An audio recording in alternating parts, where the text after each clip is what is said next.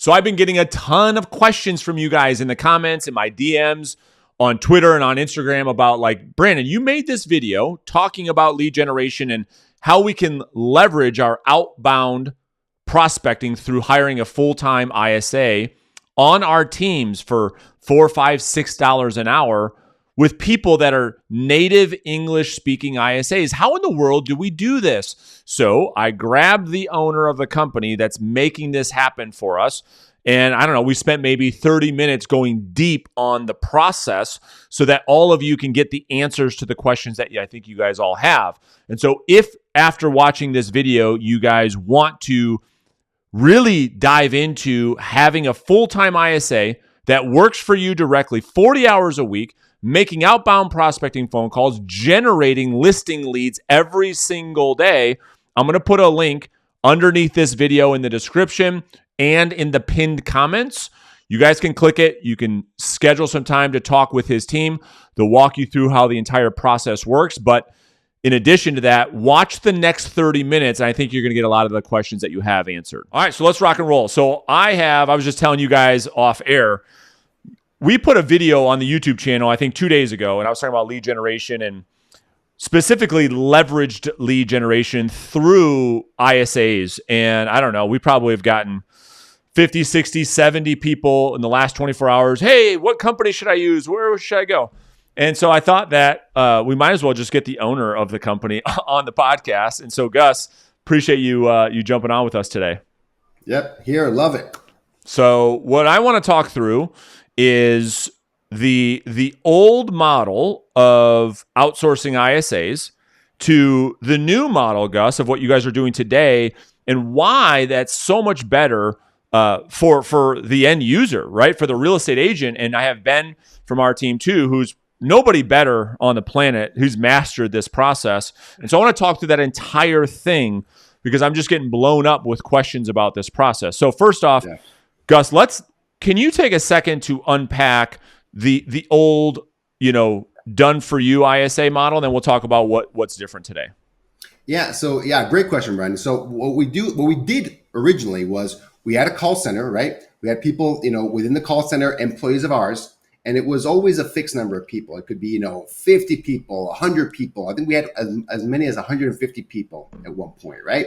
And, you don't get to pick someone from those 150 people. The challenge of this model was always, okay, I've got 10 people available. I've got 5 people available. There were times when I had 0 people available. Well, you got to wait until someone gets out of training, and is ready to go, right? So you always had a limited kind of a talent pool, and we would essentially rent those folks out, right? You'd rent those folks out, and the cost, to the client was anywhere from $12, $15 an hour was the typical cost, to do that done for you model, right? That's sure. What we did. And we ran that model for years. We probably serviced, hundreds, over 1,000 clients, I'm sure, with that model, but it had challenges, right? And, one of the things we did it was about 18 months ago, we said, okay, we were seeing other models emerge in the marketplace, and not so much in ISA, but in the virtual assistant space. Sure. And it was a different model called the placement model. Okay. Mm-hmm. So in this model, you don't have someone as your employee as a call center. You actually help find someone from the industry and you place them on a team directly, and you get out from the middle of that relationship. Okay. Yep. And you assist with the coaching, the ramping up, and the training of that person. But ultimately the relationship belongs to the client and the ISA. Okay. Yep. That you put them together and they rock and roll. So I saw that and I thought, wow, that looks like a really, really interesting model. But there's always a challenge, right? It competed with my other model. It was very profitable, very, very big. I had 150 people doing this. However, I saw the writing on the wall, though. I'm actually really, really proud to say this because people talk about the concept of you should always try to put yourself out of business. Right. We did that, right? Yeah, you did. We were selling both. We were selling both models. I'm like, so we did both for a few months until I realized, holy cow, the results we're getting from the new one just blew the other model out of the water. And the biggest factor that we saw was 2 things. Number one, quality of the person we were able to get. Instead of going from a pool of 100 people, or not even 100 people, 10 people that were available at any given time, we were going to a pool of thousands of people, always. We always had a pool of thousands of people. We get 200 applications a day, in my team. Okay, we have a full-time recruiting team. That's all they do. They sift through these applications. 200 a day. So anytime a client came and, hey, I want a great ISA, we always have the best available in the whole country. And right now we're working in both Mexico and Colombia, right? So we get the best people out of a pool of hundreds of thousands of people that can do this job at the highest level. That was one model. The other one, Brandon, is that the total cost of ownership was lower. That's right. Crazy. For the client. For the client. So, and the client, what we're talking about is the real estate agent. So everybody listening to this on the podcast or watching this on YouTube, when Gus says client, we're talking about you, the real estate professional. Keep going. Yeah, definitely. Total. So imagine, so you have a model, right? That, quite frankly, old model is higher margin, right? We made more money off of it. But you see this other model that can get the client, the real estate agent, better results at a better price. That's right. So it's like Blockbuster looking at Netflix. It's like right there, and I could see it. I've been around the block and saying, okay, I'm either going to adopt this model and make it my own, or someone else is going to displace me from the marketplace, right? So we went all in on it, and that is now the only model that we offer. Better overall cost of ownership, better results. Amazing. And the cool thing is, Ben and I both, and we're going to speak to this in a second, I want to get really, really clear for the audience so they can grasp this, because they have a lot of questions about this. So let me be very, very specific. The idea of leveraged lead generation by hiring an ISA to make outbound phone calls to generate listing opportunities maybe isn't that new of an idea. However, what you had to do in the past is go out into your local market, hire somebody local, which was very difficult to do. So you had a limited talent pool, Gus, to your point. You'd have to bring this person on. And to get somebody local, let's just say you live in Minnesota as an example, and you hired somebody, well, that person, you're not going to, that might cost you $40,000, $45,000 a year for somebody to do the hardest job in our business, which is to hit the phones every single day. So that was very difficult, and it was very difficult to make that profitable. Then what happened on the history timeline is these outsource models start coming, right? So Power ISA and some other companies said, listen, you could just hire one of our people. And it was, I don't know what the end, it was like what, $1,500 or $2,000 a month or something like that was the end offer. And you can hire an ISA from Power ISA. They'd work for Power ISA. And to your point, there's a lot of challenges in between there. And now where we landed today, which I absolutely agree, which is the best model I've ever seen. I have somebody on my team, so does Ben, where we partner with Power ISA, with Gus's team. Gus's team goes out there into an endless pool of talent, recruits multiple options for you to interview. You hire somebody full-time on your team, and here's the best part. Now the cost, we're talking about $4, $5, $6 an hour for a full-time, talented, skilled ISA. It's like the best of both worlds. Ben, what would you say about that? You nailed it. I can't agree more. So the first situation you described is, let's say you do succeed with a local person. 9 times out of 10, they say, I'm just going to go do this on my own. Like, I'm doing the hardest part of the job. I'm just going to become an agent. And you lose them after you train them. And then being somebody that's gone through working with somebody like Power ISA in the old model, the problem that I ran into the most, and we can get into this more in a minute, was that Gus trained them. Gus held them accountable, but every agent has different needs, different territories, different markets. And that's what the tipping point was. I went through 4 different companies on the old model, and the new model it's bulletproof because you get what you put into it. That's right. You hire them direct. They work on your team. They're part of your team. You can create your own systems, your own operations, your own coaching, your own methodologies. And Gus's team is going out there saying, well, hey, we'll go out and find the talent.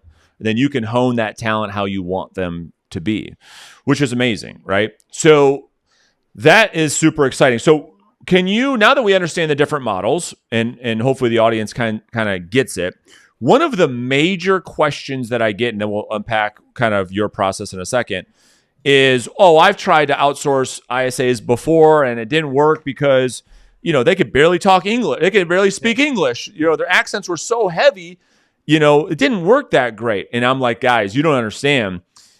If they talk to my ISA, Gus, that you hired for us, you wouldn't even be able to tell. You would not be able to tell that this person is living in Mexico full time. And I know this to be true because many of our audiences have talked to this person on our team and they don't know. And so how is that? Can you just, I don't know if you could pull back the curtain a little bit on that, but like the talent pool, is English just, are they bilingual? Is it their first language, second language? How are you able to do that? Yeah, so and that's a really good point because that's a big concern that people Yes, have. it's the number one. Yeah, no, and we've all gotten that call. You get a call from someone, you pick up, it's a local number, and you immediately hear someone with a really thick accent on the other end. It's not, it doesn't inspire confidence in any way, shape, or form, right? So you don't want to be that person. You don't want to be on the other end of that phone call, right? So the advantage that Mexico has, and a lot of countries in Latin America have, is that there's an enormous population that grew up in the States. Okay. It's very difficult to teach someone to have a native accent. We have again, 150 ISAs, maybe a couple of them that learned English in Mexico, and they're on the border. Like I grew up on the border with the US. So I speak like an American, and I spent, half the time, crossing the border, going to the movies, going to Disneyland, all that fun stuff, right? I lived next to California. So I'm kind of the exception to the rule, but I don't even think so. I watched US TV all my life. All my family was there. So you have people in Mexico that have those experiences. They grew up on the border. They would go to the US all the time, or they literally grew up as kids in the US and then came back to Mexico. So that is a huge advantage. There's some things that you just can't teach. That's right. Native accent, you really can't teach it. And something else, Brandon, right? Like sarcasm is a very American thing. Okay. That is another piece of it you really can't teach. You don't want to be the agent getting $1 million listing appointment, right? Because your ISA didn't understand that they're pulling their chain. Oh yeah, I'll sell it for $1 million, right? Wow. Oh, I got $1 million listing appointment. Such a good point. And that's not real, right? And we saw that a lot with ISAs, that even though their accent was decent, they didn't get that banter, that sarcasm, that back and forth that you get from just living in the US, watching US TV, and really getting into the culture. That's a big advantage in Mexico and also Colombia. Those are the two top countries that have folks that grew up in the States, Mexico, Colombia, and those are really the only places you're going to find that talent. Yeah, and I just think that's something, Gus and Ben, that we don't talk about enough, that I want to make sure that we do, is because that's probably the biggest concern. Is as soon as you say outsource, everyone shuts down immediately because they think, oh, thick accent's going to be bad experience for the end user. I'm telling you guys and girls, boys and girls watching or listening, that's probably one of the best things, Gus, is the candidates that you provide to the client. You can't tell that they're not just they're not just down the street in Ohio. It's amazing. So anyway, I digress. So let's talk about the process that you guys go through of actually recruiting the skilled people, Gus, and give us context. You were sharing some things with me, I don't know, a couple months ago, and it's a really cool process, and from the standpoint of the opportunity for the ISA. Yeah. Can you give us a little behind the scenes curtain there? Like this opportunity to work for a Ben Riles in the States is a great opportunity for these people versus what they can get in Colombia or Mexico. Is that correct? Yeah, 100%. And, in both Colombia and Mexico, you have really large call center industries. Okay. We have, all the big call centers like a Teleperformance, Teletech. I mean, there's 3,000 seat call centers in multiple cities in both of these countries. There's hundreds of thousands of people working at them. Now, they do it because people are bilingual. Again, these are folks that are working for Comcast, they're working for Amazon, they're working for these massive companies where, as long as you can hold the conversation down in English, that's the bar. And they advertise it that way. 70% English minimum because they want people that are bilingual. Okay. Within that ecosystem, you get people that are native English speakers. Okay.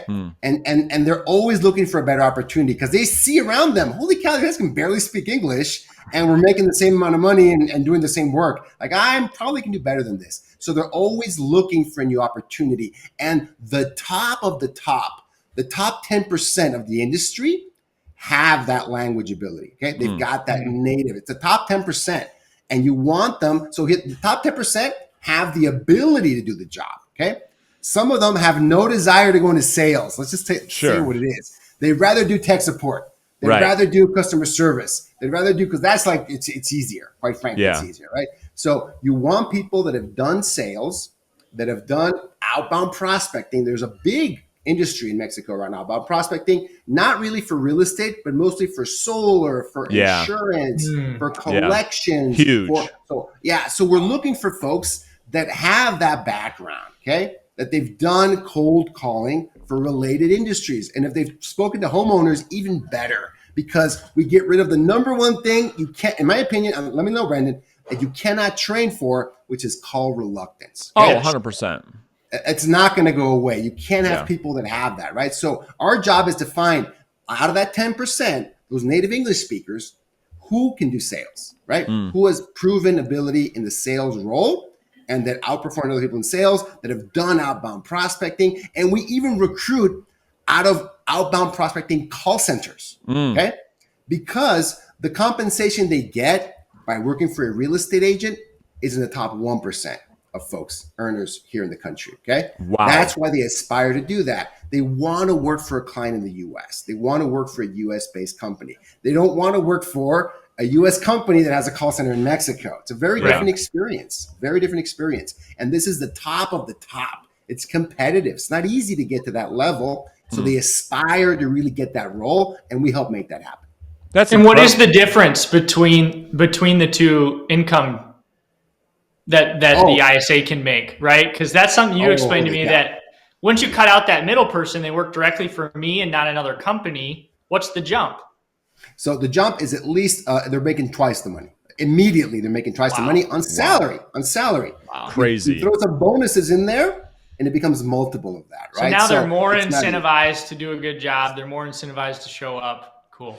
Yeah, and the feedback that I've gotten from the ISA that's been with us for, I don't know, maybe 2 years now? I think it's 2 years now, for sure. 2 years.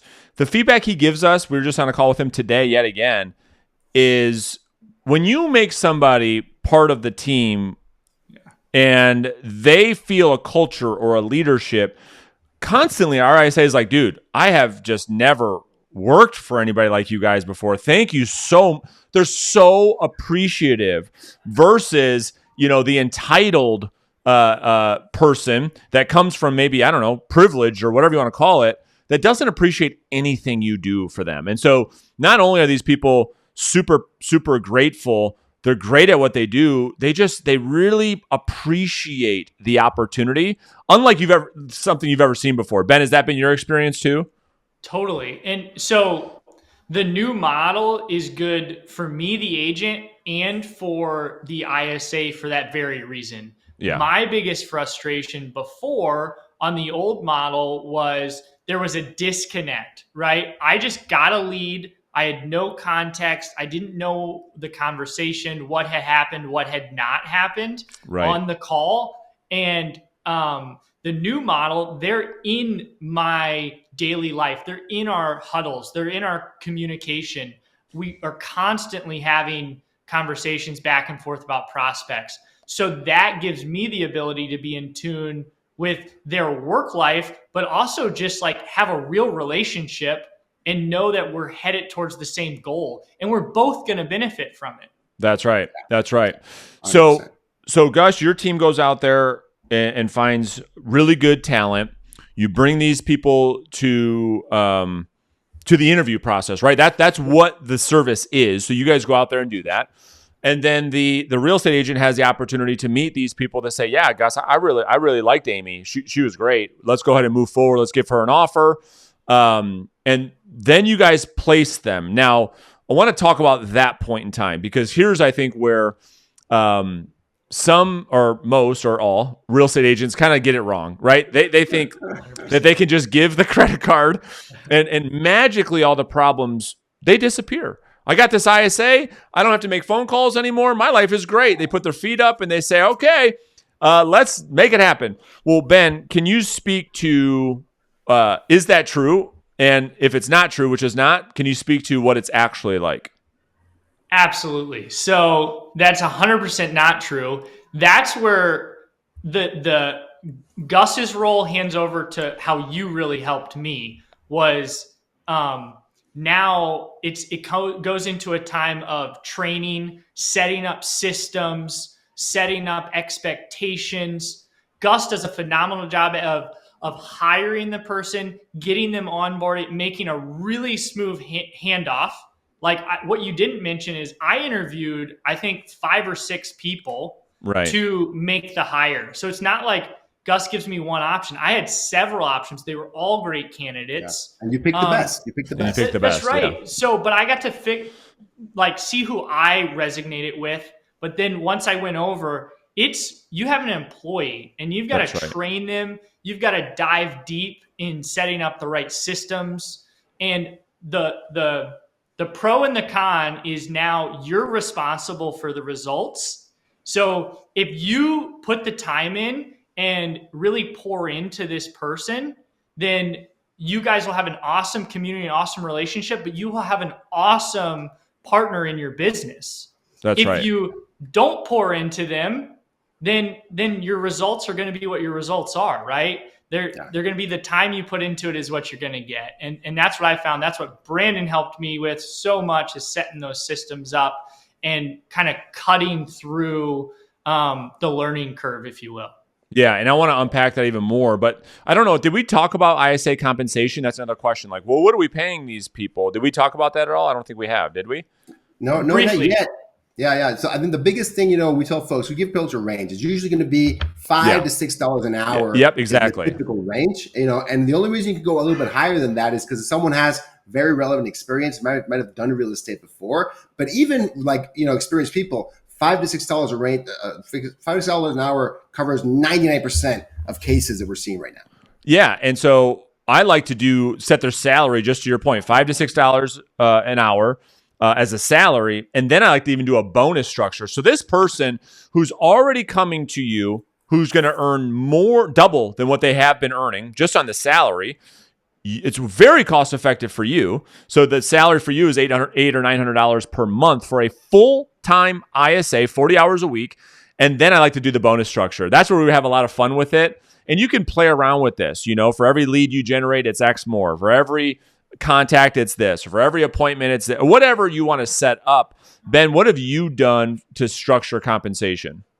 Yeah. So another thing is that I know you did and advised me to do, and Gus recommended as well, is give them some benefits. So help them pay for some health insurance or different things like that. But on the bonus side, it does 2 things. They get a salary, so they get rewarded for their work of showing up, putting in the grind. Then I've done when they identify a lead, and then I also identify that as a lead. So you identified it, I identified it, great, you get a bonus. And then if I get the listing, it's a bonus. And then when it closes, it's a bonus. So what that does is it gives them a pipeline. And hey, I just got a bonus today for work I did 3 months ago. And it gives them that kind of longevity in the career to know, like, hey, I'm not going to leave. This is somewhere I'm going to be for a long time because of all the work I've done behind me. I'm going to continue to benefit from moving forward. That's great.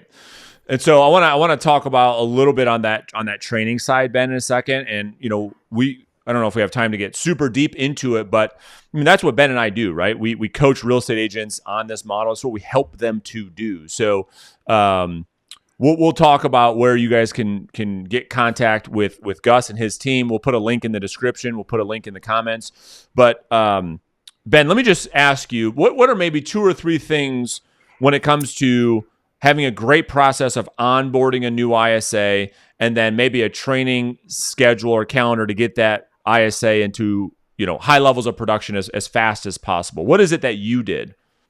Yeah. So when I first brought him on, I devoted a couple days to this. Yeah. And I just went deep with him. So they're getting paid, right? But I think Zig Ziglar said, what's worse than somebody you train, or is it somebody you don't train and they stay, or somebody you train and they leave, right? So invest in those people. So the very first thing I did was spend a couple days, gave them educate them on my market, Yeah. right? So that they knew where I'm located, my office, where suburbs I service, and then what to expect with that. So just geographically. Then we went into just because they've called, like you said, for a lot of different people. Some people, so I just set expectations of what it is we do, what we're looking for, because the consumer that's receiving the call on the other end a lot of times is unclear on what you're trying to accomplish. So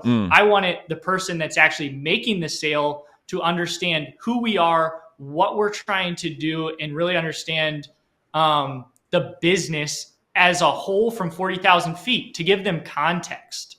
And then we dove into really training on the scripts, tone, all the things that I have learned as an agent and through prospecting.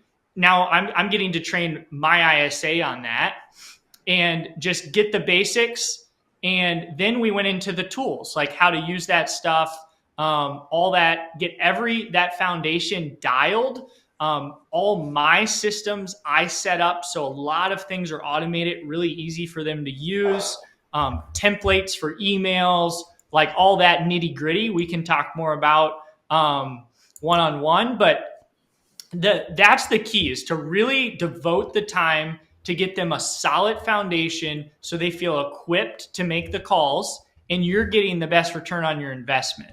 Yeah, I love it. And to touch on quickly, what are some expectations or results maybe that someone can, it all comes down to what you put into it, right? That's always the question. Well, how many listings can I get? Well, dude, pump the brakes. That's the wrong question. The question is, what are you going to do in the beginning 100%. That will lead to the results? That's the right question. So, let's pretend for a second someone does. Go ahead. Yeah. So you nailed it. I think people have false expectations. Yeah, 100%. They sign up for one of these companies and they think just solid $1 million listing is going to be booked. I'm just going to show up and sign the papers. I know. And then they hire somebody. They think that person is going to, that you're paying, let's be clear, you're paying them $5 to $6 an hour. And all of a sudden you think they're going to do your job better than you. Yeah. I don't know why we're so crazy. So why we hire ISAs is to shake the trees and identify people that are interested in potentially doing something down the road. Then the agents, yeah, right? Okay. So that's where it's wrong. That's what we do. That's what we're doing. The trees. It's a lead generation position. That's what it is. It's to shake the tree, to find opportunity. It's the agent's job to convert. Go ahead. I'm sorry. So now you nailed it. The agent converts. You still have to pick up the phone. If you have call reluctance, I'm going to speak against everyone's best interest here. Do not hire an ISA. Right. You need to master the phone first. That's right. And overcome that, because you are the person that's going to have to train this ISA. You're going to have to be, so how are you going to hold them accountable if you haven't done it first? So 100%. Master that first, so that when you hire the ISA, it creates leverage and buys back time. So the time you still have to call, the time that you are calling is most efficient use of your time. And you're talking to people that already have been identified. So they're warm leads, and you're trying to set appointments and follow up with people. Yeah, I think Gus and I would agree 100% in that if you're thinking about hiring an ISA because you're running away from pain, it's the wrong reason to do it. You hire an ISA because you're getting such great results with your own prospecting that you want to double more time. And you have no more time. And so you leverage the activity that's leading to great results for yourself through somebody else. That's why you do it. Because I see too many agents running away. Oh, this thing's going to save me. I don't have to call. I don't have to do any of the hard stuff. No, that's not why you do this. And Gus, would you agree? 100%. And Okay, actually, good. no, I don't disagree. We measure this. Okay, we saw people that were coming from your program, Brandon, Yeah. and that had this chip. They knew exactly how to use the ISA. They were using that shake the tree model, and they understood that their job was to take that lead, that prospect to the finish line. That was their role. Your clients, your students have triple the success rate Wow. of people coming off the street, okay? Because they get it. They understand that the ISA is in that lead generation role. They give you leads for their pipeline. And the more people you talk to, the more realistic conversations, relevant realistic conversations you have on a daily basis, that's the name of the game, and how to get those from that initial conversation to the closing table. So I'm not only I learned this model from you guys, right? I'm not embarrassed to say that. We've done it all, right? We've done straight appointment setting and lead generation, different parts of it.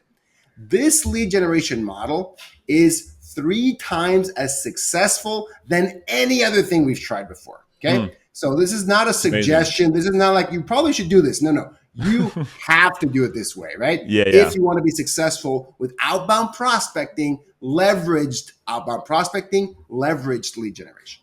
That's right. And Ben nailed it. It's that just imagine a world, right? This doesn't get you out of prospecting. It's just when you talk to 20 people, imagine those 20 people that you're talking to every day, instead of it being the first contact, it's all people that your ISA have identified that have the potential to sell. That's a completely different mindset. That is what we're doing here. So, gentlemen, so much appreciation for this conversation, because it's what people are asking about.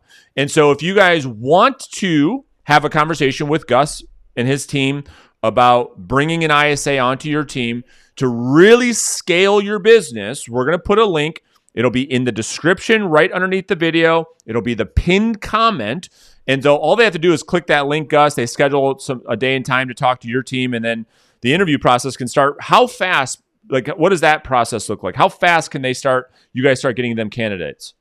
From when they first talk to us to when their ISA is calling is probably a week. Again, it depends on them really being on it, right? If they're on it and they're making. I thought you just did that for me, Gus. I didn't know you did that for everybody. You're not special, Ben. So that's the magic of this model, right? That's the magic of this model versus before we had to wait and let's see who's available and hold on, one more week. It is within 7 days. You've got that ISA interview happening. You've got an ISA selected. 7 days on average. It's amazing. You guys do great work, Gus. We appreciate you very much. Ben, we appreciate everything you're doing to make this model work for our people in our community. So thank you guys so much. Awesome. Love it, guys.